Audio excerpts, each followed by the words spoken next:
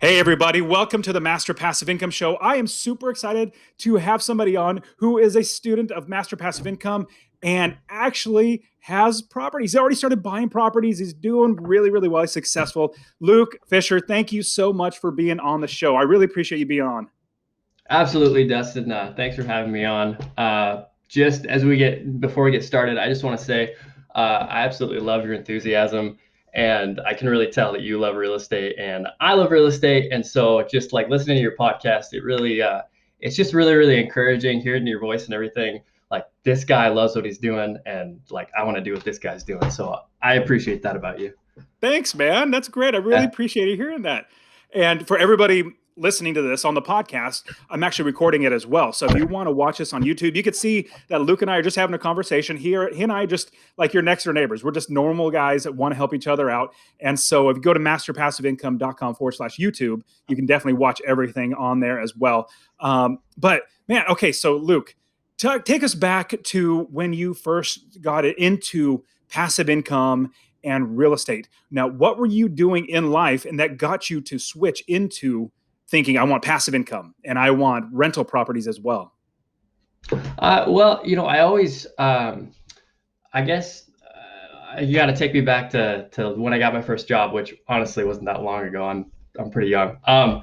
But Well, pause that. I so love that how young you are. I got started when I was 26 and 27. I wish I would have started uh, sooner. And I have young people that start like as early as 19, which is amazing. Imagine that's starting at awesome. 19 and Yeah. then 10 years later, when you're 29, being able to quit your job. Anyways, sorry, go ahead and finish your story.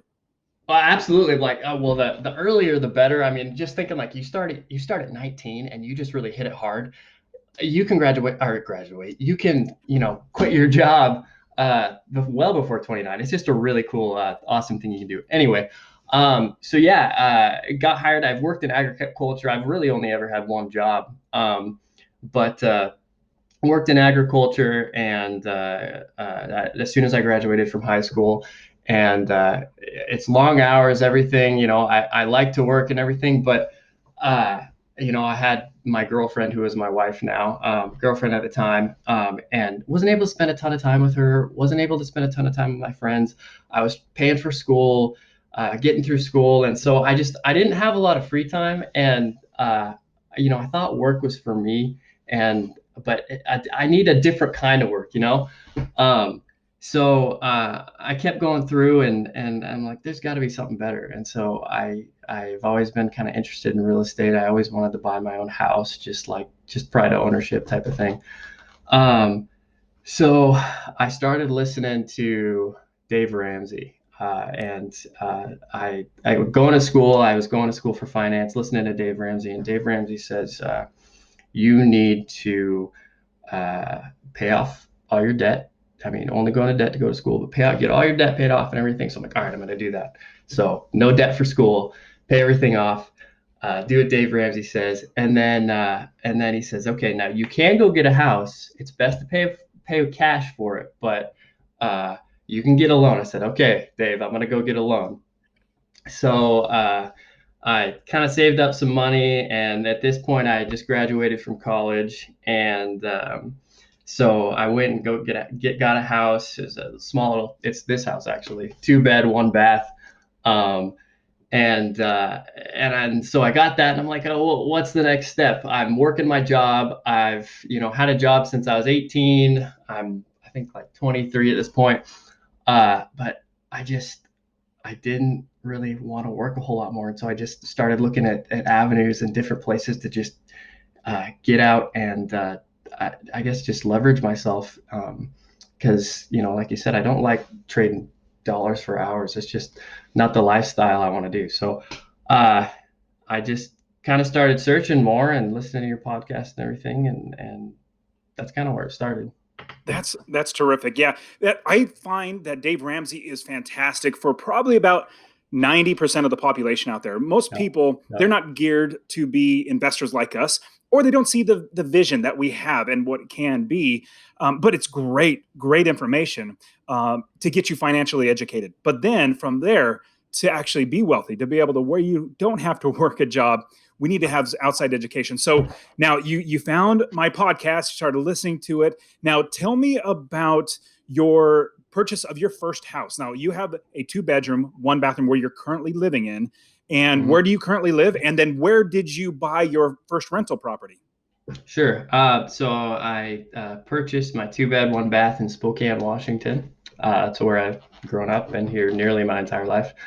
Um, and then I have my property 1,800 miles away in the south in Birmingham, Alabama. Yes, that's awesome.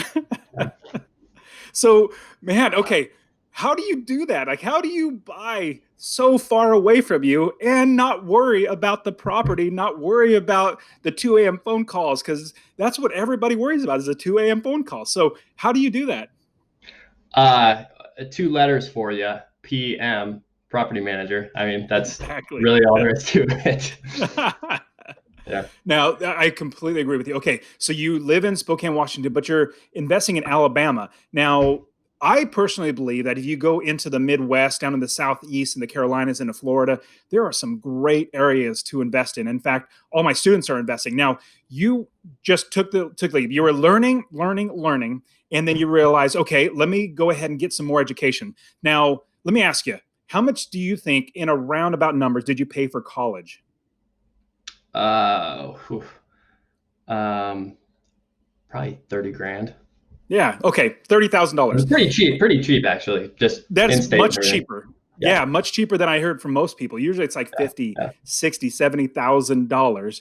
Well, you took my course, the Ultimate Real Estate Investing System, and if you paid $1,000 just for that one course, and then you make money from a property that you bought from it, it pays for itself. And when you think about if you go to college, if you go to college, you're basically hoping to get a job after. You get a piece of paper that says you completed and you spent $50,000 or $30,000 for the piece of paper, and then you got to go find a job. Well, this, man, if you just forewent that and just started investing, like all of my kids, I am literally teaching them, and I encourage you as well, Luke, when you have your kids, and for everybody listening, Luke, you can hold me accountable to this.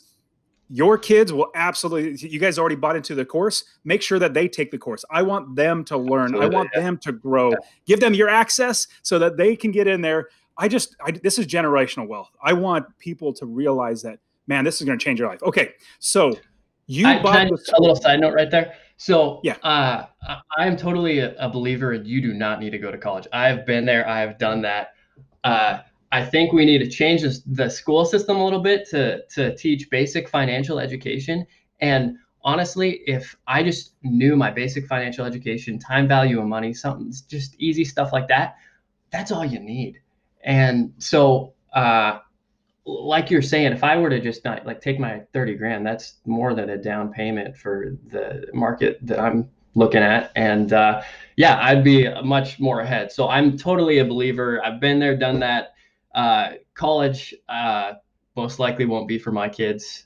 Don't have them yet. But yeah, I totally agree with you. Awesome, man.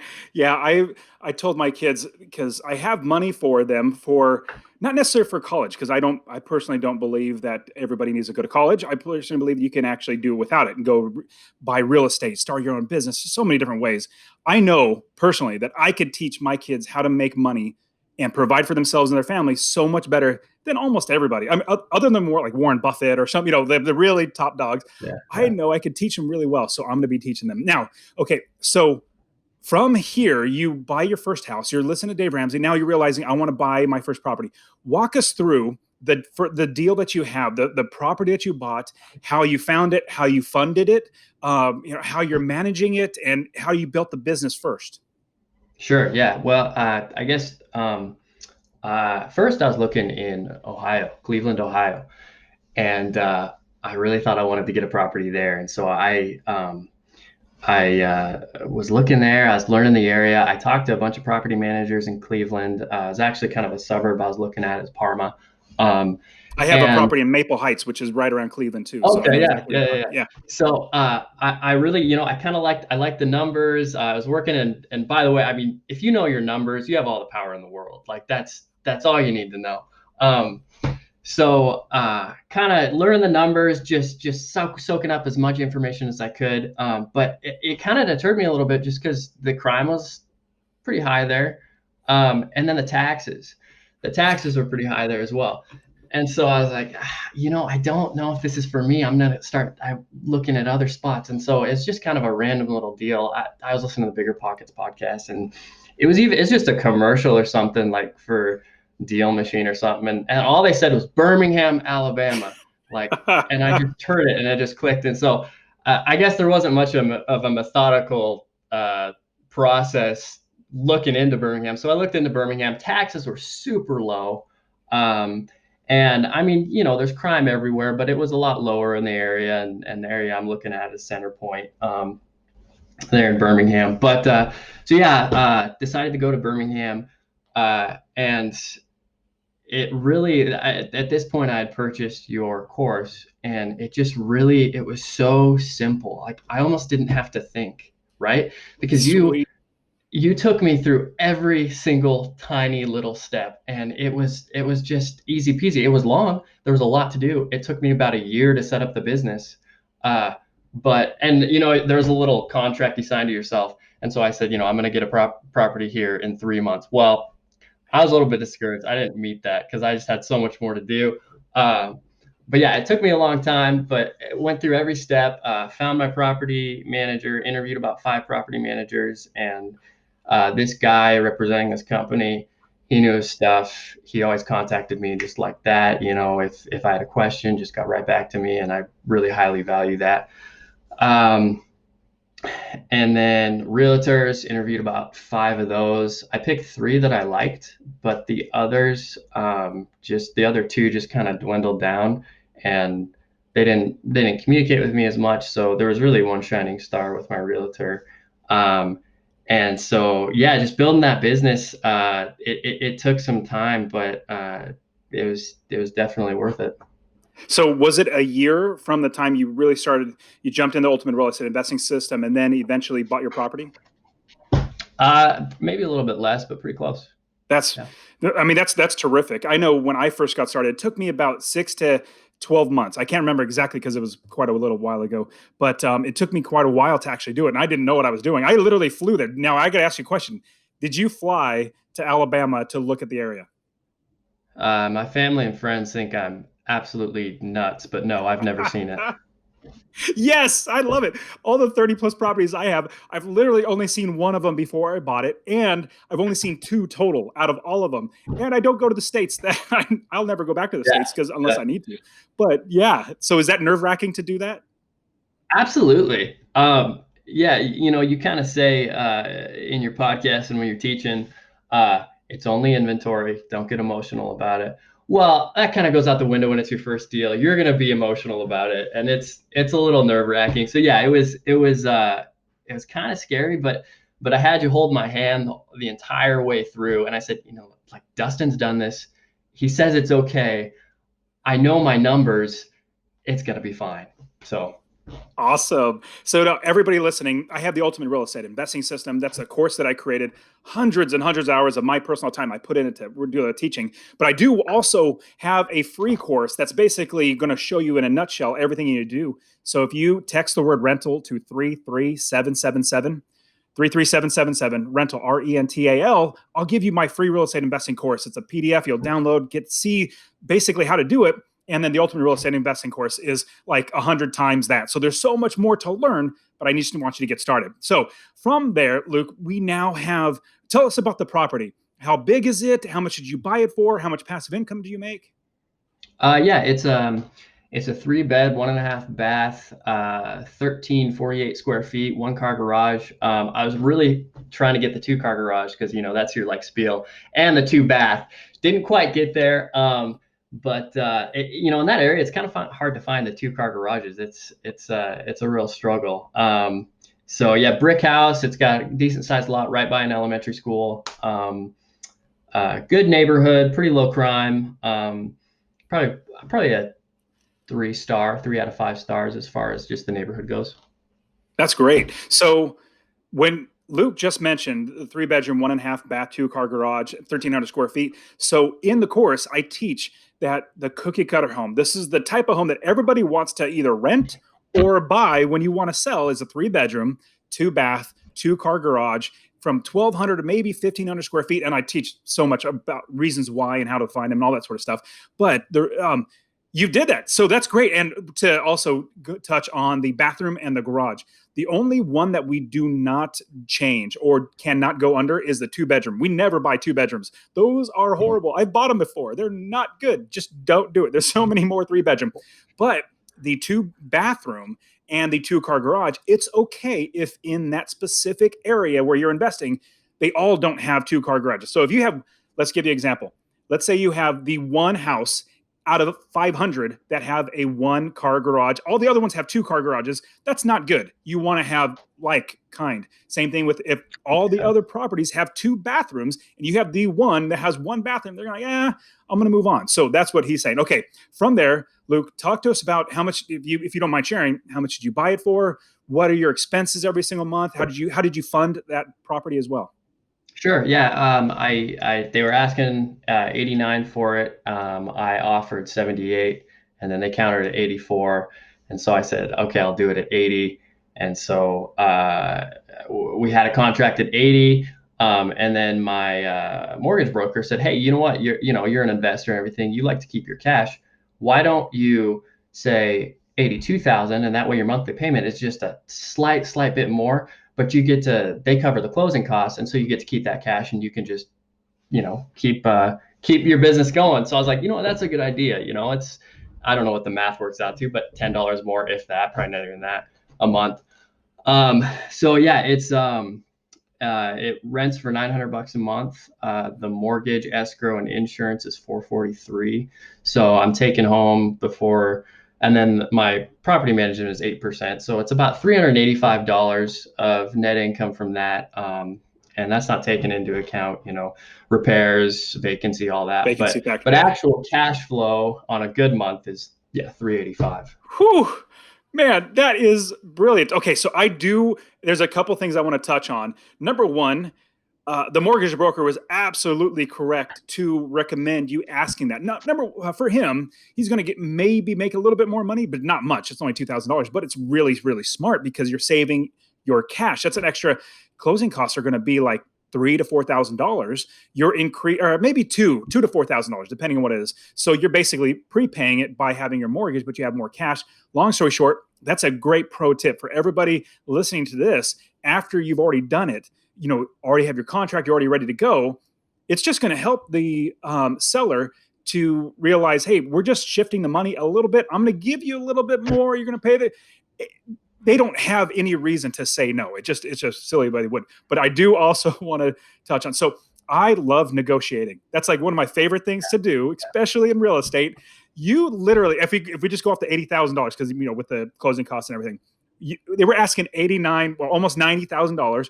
You got them down to $80,000. That's $10,000 that you saved by negotiating. I'm just so excited for you, man. That's so cool. Tell us about that.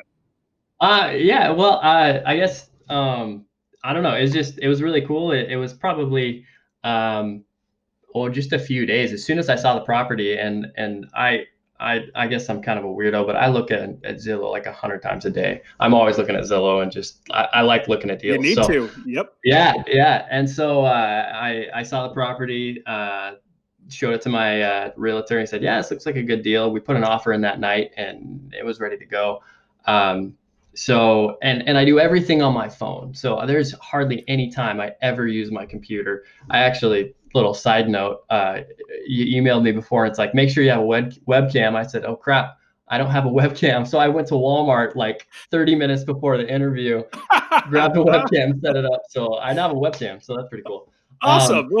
Yeah, so cool. I do everything on my phone. Yeah, everything on my phone, email, that stuff. I scan documents, all that. And so it was just really, and I had already put in offers before, probably about on 5 different houses, and it just fell through. But it's really just kind of a seamless process. I guess just stressing, being able to do everything on your phone, at least for me, it just makes everything so much easier. When I first started investing, it was in 2005, 2006. none of this was available. Like literally, it was not available. I think Zillow had just got started right around there, and everything. I was doing my best to try to make it as online as possible, but it still wasn't. It is so easy in today's day and Yeah. age to invest in real estate just on your phone. We literally don't fly anywhere. It's so awesome. And now you're making close to $400 in passive income from that property. Now, obviously, not counting for repairs, capital expenses, because when now here's one, and you already know this because you're in the course, but for everybody listening, what we try to do is keep save up for repairs and expenses up to 2 times the rent amount. So let's say it's $1,000 for rent. We try to save up to $2,000, put in an account per property. And once you get to 10, you probably don't need $20,000 or more because not all of them are get broken at one time. Long story short, you want to save up to 2 times the rent. Now, from there, my opinion is just that's your money to save to buy another property. So, does that make sense to you, Luke? Yeah, absolutely. Yeah, you got to have your reserves and save your money, and I mean, I like putting it into like a little. I like to trade options a little bit and stuff like that. So I like to put it in kind of another account that makes a little bit of money off of it, not a whole lot, but I mean more than your 3%, higher than inflation. But yeah, it's good to have that extra cash. Absolutely important. Cash flow is king. So yeah. It sure is. Now, how did you get the down payment? Because that's a lot of people. They well, how do I get the down payment? Number one, how do I get the financing? Talk to because you got a mortgage broker, which is great. We interview, and one thing I do want to quickly touch on: you interviewed 5 property managers. That is absolutely like we have to interview as many property managers. I always recommend 5 to 6 property managers. Interview them because over time, after you interview 2 or 3 different times with each one, some will rise to the top, like your number one, your number two, and number three. You go with your number one, you keep your number two as a backup, and number three is a backup. So I definitely want to touch on that. Now, with financing and funding, how did you have money for the down payment? And then how did that financing come? Well, and originally I thought, I'm just gonna have to save a ton, right? I need close to 20 grand to get a house. That's a lot of money, especially for a kid. It's like, what the It heck? How am sure I is. gonna get that money? So I had bought a house. I bought a house I live in 2017, and my mortgage broker said, "Well, what do you think about cash out refinance?" Um, and so, I didn't know much about it. Did research and everything, and it seemed like a good idea. And at the time, interest rates have dropped. I mean, not as low as they are right now, but interest rates have dropped. My house had gone up tremendously in value just because the Spokane market is like that right now. And so I did a cash out refi and pulled out about 13 grand from that. And then they only let you do, I think, is 75 to it's 80% loan to value. So I couldn't pull out as much equity as I wanted to. So then they suggested, well, you're trying to get as much cash as you can. So why don't you do a HELOC on top of that? So I did a home equity line of credit on top of that and got an extra $15,000. Oh And my, then so that coupled with, and I actually never touched the HELOC, but I have it just, it's always good to have cash on smart. hand or credit on hand. So the 13,000 coupled with just kind of saving like a madman and um, my wife and I, we drive. She has a $2,000 car. I have a $2,000 car. We live well Yes. below our means. It's just living cheaply, saving money, and but the main thing really is just that cash out refi. If you got a house, that is absolutely the way to do it if you want to grow and leverage yourself. That's brilliant. I love the idea of using the cash to refinance. I've done that so many times. It's not even funny how many times I've done it. But a home equity line of credit on top of that, see, banks will give you credit when you don't need it. When you do need it, like you're like, hey, my business is failing. I really need it. They're like, I'm not going to give you that money because it's just going to go away. So if you have it now for the future, it's going to be so much better. Now, as you're talking about saving up money and having money from a property that you're cashing out, which is awesome. And that's the great thing about real estate. The equity continues to go up, especially imagine this one particular rental property that you have now. You've already captured that equity of $10,000. So, they're at, let's say $90,000 is probably the value, maybe more now, but you bought it for $80,000. Well, shoot, that's captured an equity of $10,000. And as it appreciates over time, you could even do that refinance on those properties, which I've even bundled 4 or 5 properties together, pulled all the cash out, bought more. There's so many great ways to do this. Okay, so what's the next step for you in buying the next property? I know you're saving, which is great. You're living frugally, which is great. I love that. That's how I am too. What's your next step to buy the next property? Well, currently I'm trying to do another cash out refi. Same house, everything. Yeah, Market's I've been done that great too. here. Yeah, yeah. So, trying to do a cash out refi on this guy right here. And so hopefully I'm going to close sometime mid this month. And I'm trying to pull out 20 grand. That's what I'm hoping for. Interest rates are super low Oh, right it's now. amazing. So, and the really, really cool thing about this is it's almost like pulling money out of thin air, right? And I'm not getting taxed on it. So, my interest rate right now on this house is like 4.99. I'm going to bring it down to at least 3.75. Ooh. So, and pull like 20 grand out. So my payment may go up a little bit, but it's not going to go up that much. It'll go up maybe $50, something like that. But I'm getting a whole $20,000 for $50 a month. Like that's amazing. And I can go, make, 11, 12, 15% on top of that, with that money to buy another property. It's an amazing way to do it. If I didn't have a house, and if I didn't have that way, it'd be so much harder to build up capital. Yeah, I completely understand. And as we work hard, as we save money, we can also get there. But if you have your own personal property to refinance and pull cash out, that's why if anybody comes to me and says, I want to invest in real estate, if they're renting a house, there's a couple thoughts that come to mind. Number one, if you bought a rental property, you can use that as income to buy your next house, which you can live in. Or if you bought the house yourself, or you did a house hack, which I love the idea of doing a house hack, buying a Yeah, duplex, living in one and renting out the other. If you do that as well, the more properties you own, the more equity you have. And I talked about equity capture, which is just one of the ways that we make money in real estate.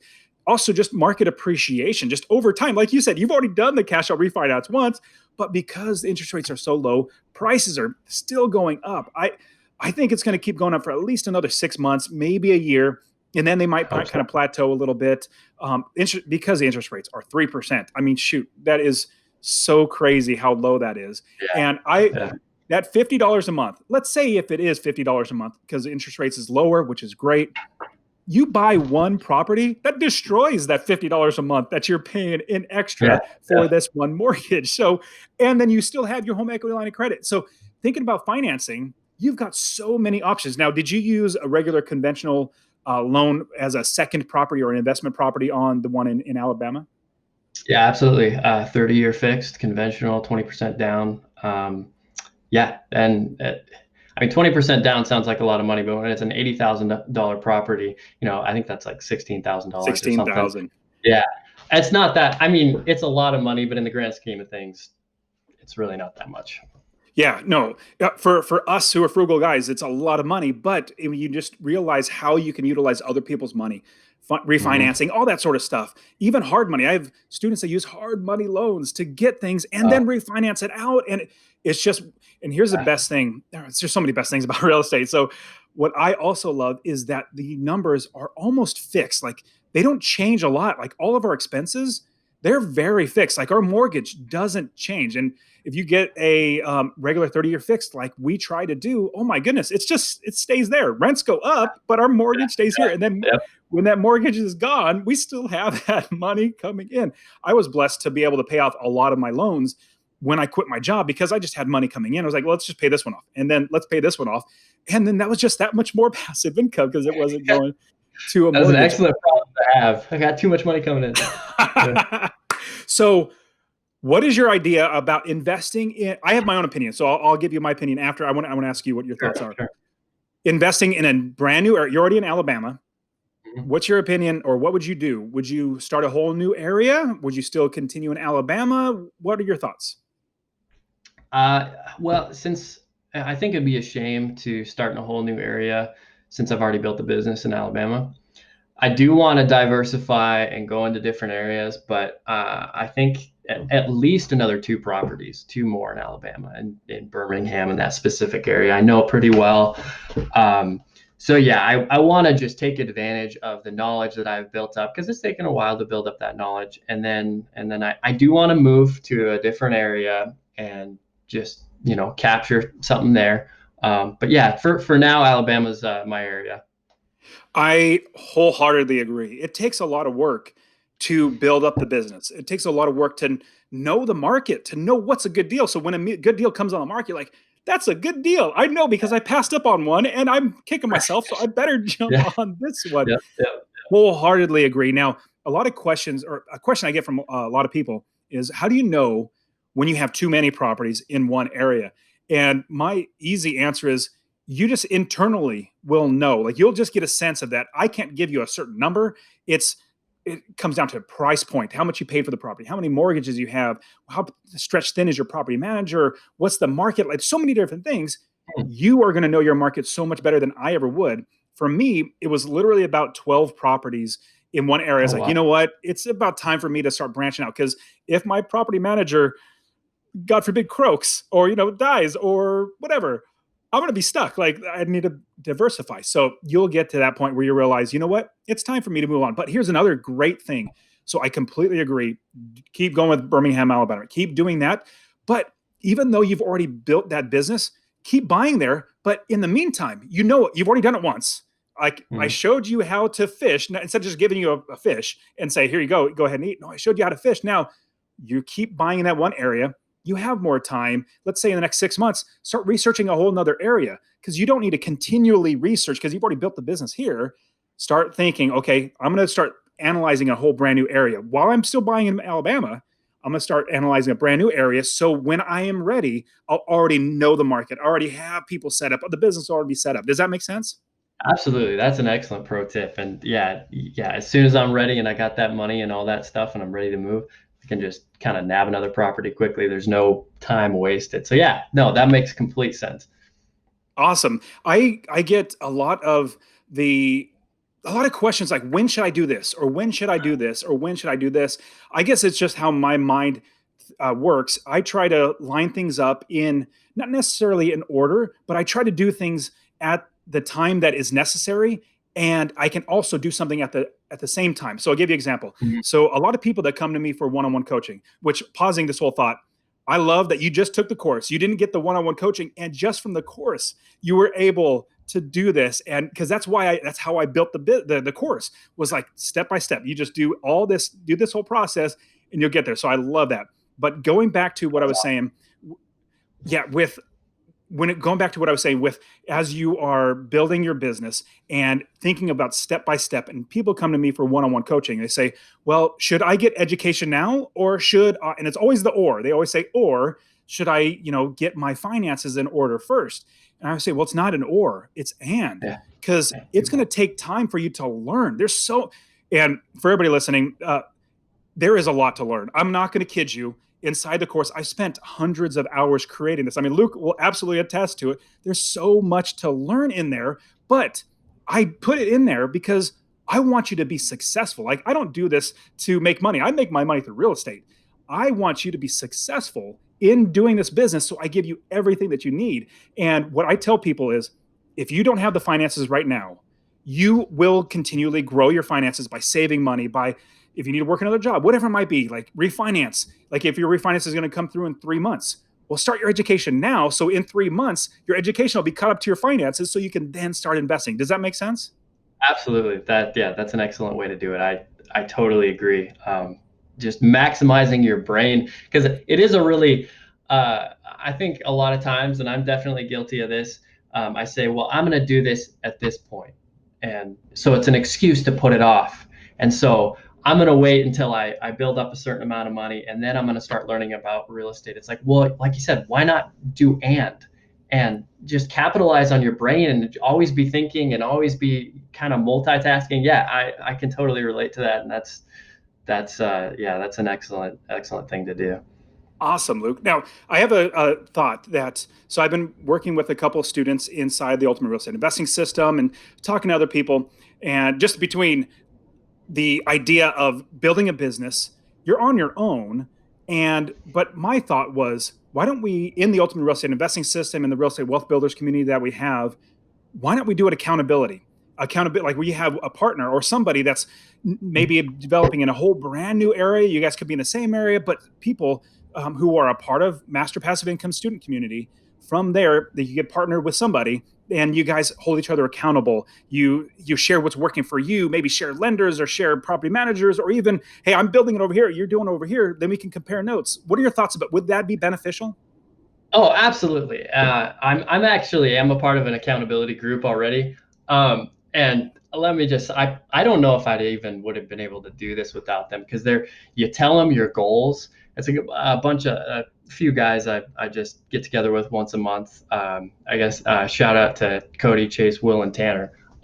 Anyway, I get together with them once a month, and yeah, you tell them your goals, and similar minded, they have similar goals, and it's so important because I want to come back that next month and say, hey guys, I met my goals. To have somebody to tell, like, I did it, I worked towards it. And because I don't want to go back the next month and say, yeah, I just was kind of feeling lazy this month and I didn't get my goals done and all that stuff. It's like, no, that doesn't work. But it's so easy to do when it's just yourself. So yeah, I absolutely love that idea. Awesome. Okay, so that settles it, because I've talked to a few students and they're all for it. I was just trying to figure out, well, does anybody even really want this? And I know for me, as I've gotten to more masterminds or more accountability groups, it just really helps. Exactly like you said, I don't want to go and tell all the guys, yeah, I didn't do anything this month. They're like, Yeah. oh, come on. Yep. Yep. Yep. Well, Yep. great. That's Okay, just so beautiful. so tell us some advice. You already told us a lot of great things about how you built the business and how you've done this. Is there anything that you've learned? Is there any lessons learned that you've gone through? What would you suggest that we should know getting started? Uh, well, there are always going to be excuses. Um, I I could have gotten the property a little bit earlier, but I just kind of put it off because I was scared, to be honest with you. And but you just if you look at it as, especially with like properties that are so cheap, the risk is really low. I tell my family and friends what I've been doing and everything, and they look at me like I'm from another planet. Like, what are you doing? Like, why? What are you doing with your money? Why are you doing this? Um, but I said that my mortgage is $443 a month. Well, if I'm already living frugally, and I have reserves and everything, if I don't get the place rented, if it turns into a complete disaster, I can turn around and probably sell it for a loss, a few $1,000s, maybe a little bit more. But the risk is super, super low for the reward. And so I would just say, go ahead and just do it. I mean, just get that first property under your belt. I wouldn't consider my property that I just got a home run. Hey, I mean, the numbers are good and it works, but I don't think it's a home run from a business perspective, but it definitely was a home run for a life perspective. It gave me so much confidence to go out and get another one, and I have the business now, and it just I didn't really believe it, and I was like, is this actually going to work? And then as soon as I got that first, it was a direct deposit coming in. Oh, I love I'm it. like, man, I'm successful. I did this. Now there's gonna be hiccups down the road, and that's to be expected. But uh, it's just real. So it's just such a good feeling, and you just got to go out and do it. You take us step by step. Uh, to me, it's just there's little risk, high reward. Just do it. Not to And say the Nike slogan, but yeah, to think of the price point that we buy these properties for being anywhere from like $40,000 to 80, maybe $100,000. We try not to get too high above there because we don't need to. We get passive income from these properties, and people might say, "Well, who's going to want to live in those properties?" I'm like, absolutely. There are loads and loads of people that will absolutely live. In fact, I'm proof of that. You are, Luke, proof that people will pay to live in, as long as you're giving a good property, you're taking care of it, you're managing it well, and everything that you just said is absolutely right. And here's my perspective. This one absolutely was a home run. And the reason why I say that is because that first property is the hardest. If you get that, if you're making more than $250 on your first property, number one, you buy the first property and you're making more than $250 in passive income every single month, where you're making close to 400. If you do that, that's literally a home run. But here's another thing on top of that. You're probably, I bought 30 plus properties now. And I would say out of all of them, maybe two were perfect, like literally the best deal. Like, oh my goodness, it could not be any better. Just two. The other ones were like, you know what? I'm get a single, or I get a double, or I get a triple. Or some are home runs. Some are better than home runs. Some are like grand slams, which are great. But that's what our business is about. As long as we're making that minimum of $250 a month, we're going to do really well as a business. And here's a big reason why I have that $250 as the benchmark is because it gives us a huge buffer for any errors that we might have made. Let's say we didn't account for a tax or an expense or something. We have that buffer. That's $3,000 a month in passive income that if we need to dip into like an extra $1,000, we still made $2,000 that year. Does that make sense? Yeah, absolutely. It's so weird. I mean, I've had this property. I bought it beginning of March, so very very. I haven't had it very long. But yeah, I going through the process and everything, and then right before the deal, I realized I had to do a termite inspection and get a termite contract and all that. And so I had the 250, and that was still a little bit of a buffer, and so the deal was still okay because you told me to have that buffer. So yeah, I've already experienced that, having that cool buffer. Yeah. Awesome. Well, good. Okay, so you've given us loads and loads of great advice. Now, tell us about anything else that we should know, or because we definitely there might be something that you learned, like, hey, in Alabama, I just found this by chance, but I look at Zillow. One thing that I do want you to touch on is looking at Zillow. You say you look at Zillow all the time, which is my favorite tool to find properties. Is it, as we're wrapping up, what are any tools or any tips that you can give on looking at Zillow to make either maximize our time or make sure we're finding the right properties?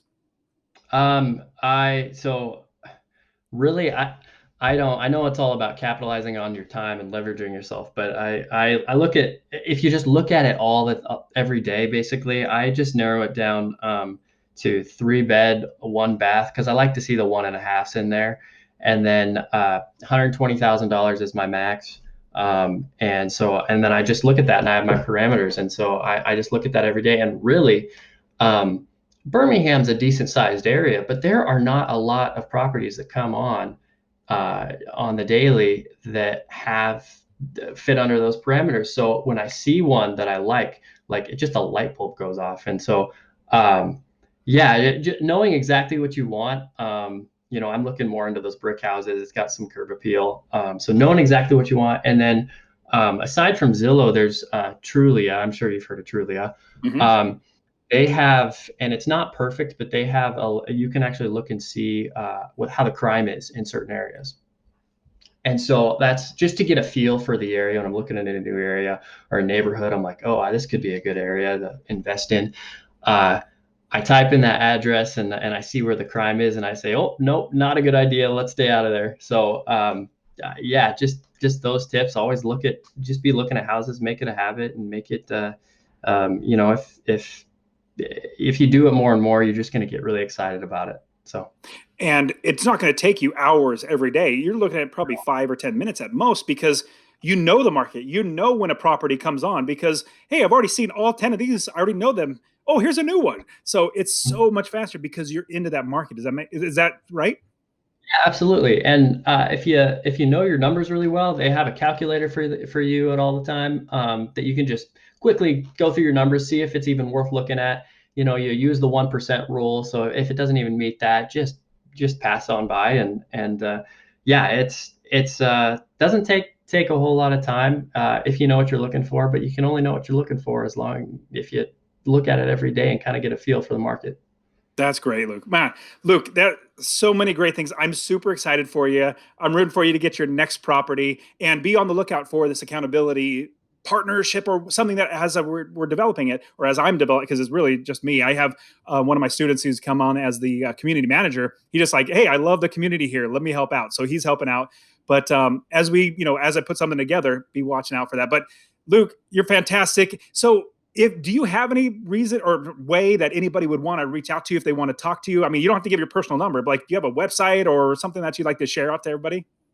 No, I don't have a website, but I do have, you can, my email, I can give you my email. It's Luke How about would it uh, Instagram, or like, would you rather have somebody reach out to you on Instagram or Facebook? Either way, it doesn't matter to me.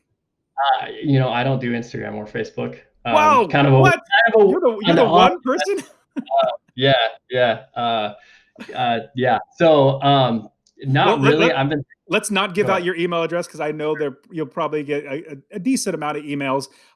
If anybody wants to reach out to Luke and to talk to him, you can find him in the student community. You can find him out there. Plus, he'll be in the. I just don't want you to get bombarded with too many people. So if anybody Absolutely. has questions, talk to me, and then I'll say, hey, Luke, there's somebody that I think would benefit from your talking. And then I'll connect you guys. Yeah, no, sure, sure. Cool. All right, Luke, thank you so much, man. I'm super excited that you're part of the Master Passive Income community and you are doing it, man. Thank you so much for being on the show. Thank you, Dustin. I appreciate it, man. All right, buddy. Take care.